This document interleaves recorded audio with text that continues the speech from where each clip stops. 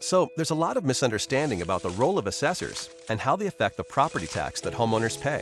When someone hears the term assessor, they seem to think of a scary figure reaching for their wallet. Not so. Assessors don't set tax rates. Assessors don't chase tax dollars. An assessor is interested in fairly determining property values, and they take great pride in it. Property tax is determined by a simple formula. Assessors only affect one of these variables, the value.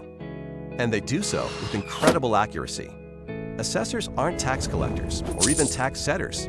They're just fellow taxpayers, and their primary goal is to make everything fair and equitable.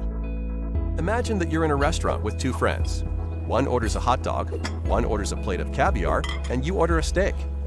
The waiter comes to the table with a total bill of $100, but he doesn't know how much each of you should pay. If everyone paid the same amount, the guy who ordered the caviar might be happy. But what about the guy who ordered the hot dog? Enter assessors. The food is your property. Just like these meals, some people's property is worth more than others. And it's the assessor's job to determine how much each property is worth. That's it. So in the same way the value of these menu items would need to be determined, an assessor places value on properties to ensure fairness and equity. After the assessor determines the value of each property, local governing bodies will set their budgets for the coming year. They set the tax rate in order to produce the dollars needed for their budgets. The value of a property does not affect the amount of property tax needed. The sum total of all those budgets is a set number that has to be divided up among all the property owners.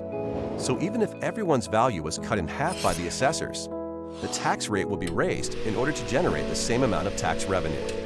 The assessors don't determine the taxes you pay. They just determine the values of properties to keep everything as fair and equitable as possible. When you notice a change in your property's assessed value, that change is the result of a never-ending quest for fairness and accuracy. Assessors are graded on their performance, so there is a detailed system to get accurate valuations.